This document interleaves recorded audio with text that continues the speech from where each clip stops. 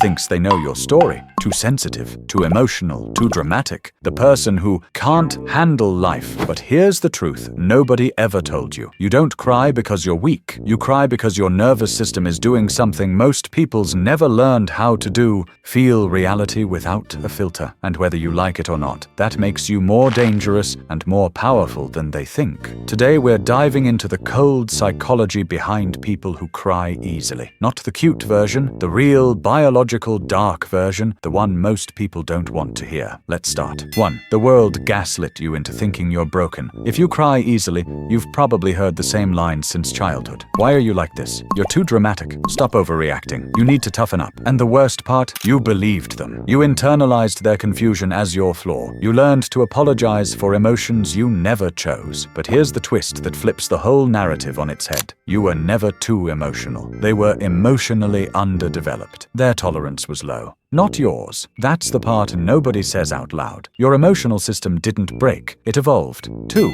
What your tears actually mean biologically. Most people don't understand this.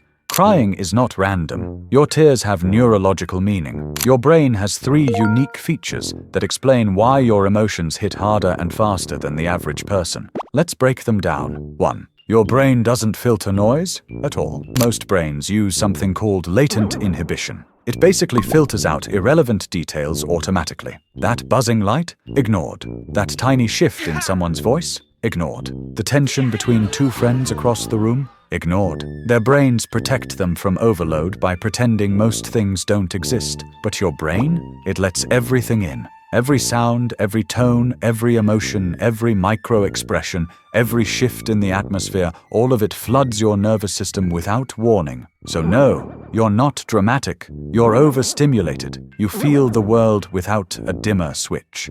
2. Your mirror neurons are hyperactive. Here's where the dark psychology kicks in. Most people can observe emotions. You absorb them. If someone cries near you, your chest tightens. If someone is anxious, your pulse matches theirs. If someone's angry, your body reacts like you're in danger. Your emotional system is wired to synchronize with the people around you. That's not sensitivity. That's neurological empathy turned up to its maximum setting. 3. You think deeply, not slowly. Let's clear this up because society has been lying to you. You don't overthink, you deep think. Your brain processes meaning, patterns, connections, past experiences, future risks, hidden motives, potential outcomes. While most people react quickly because they're only processing the surface, you pause because your brain runs a full simulation before making a move. That pause, that hesitation, that emotional wave before the tears, it's not weakness, it's depth. 3. Why evolution kept this trait. The dark side of survival. Here's the part that shuts up every person who ever said, "You're too sensitive." If sensitivity was a weakness, evolution would have destroyed it thousands of years ago. But it didn't. Why? Because tribes needed people like you. Warriors were necessary, but so were watchers. You were the one who sensed danger before it arrived, the one who noticed lies, the one who picked up subtle shifts in social tension, the one who predicted emotional storms before they broke. Your tears weren't meant for embarrassment, they were meant for alarm. Your brain is wired to detect emotional danger early. People like you kept the tribe alive, and you still do. 4. You're not a deteriorating human, you're an orchid. Let's talk about a psychological theory you've probably never heard, but once you understand it, your entire life will make sense. Most people are dandelions. They survive anywhere. Toxic home? They survive. Stressful job? They survive. Loud, chaotic environment? Still fine, because their emotional system is built to be average. But you're an orchid. In bad environments, you wilt faster than others. You get overwhelmed, you shut down, you cry, you break. But here's the part nobody knows unless they actually study psychology.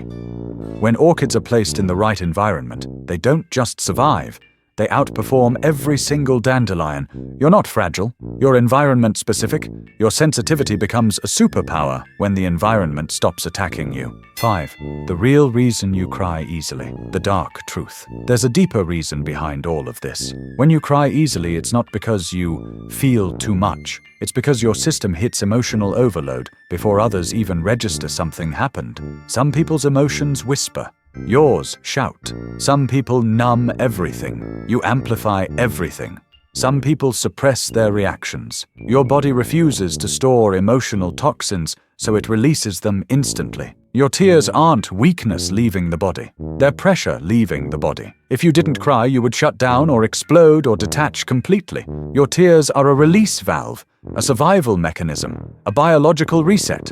And here's the twisted truth. The people who never cry, their emotional system is usually numb, not strong. You feel because your system is alive. 6. How to protect your high-resolution nervous system. To survive as a supersensor, you need strategy. Real psychological strategy. Here's what actually works. Remove overstimulation. You are not meant for loud, chaotic spaces. Protect your environment like your life depends on it. Set hard boundaries. Your nervous system is too sensitive to absorb everyone's chaos. Filter your relationships. Some people drain your emotional battery, others regulate it.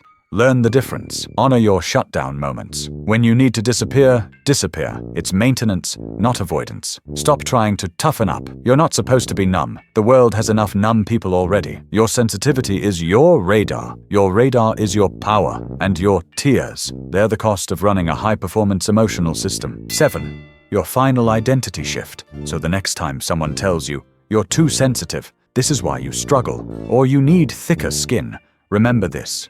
You're not built like them because you're not meant to live like them. You see deeper, you feel earlier, you detect danger faster, you process meaning others miss, and you experience the world in emotional 8K resolution. The world needs people like you, even though it rarely understands you. If you want to understand the real reason you isolate, and why people like you disappear from social media, watch the video I linked right here. It explains the psychology of the online ghost, and why silence is your sharpest defense. Tap it.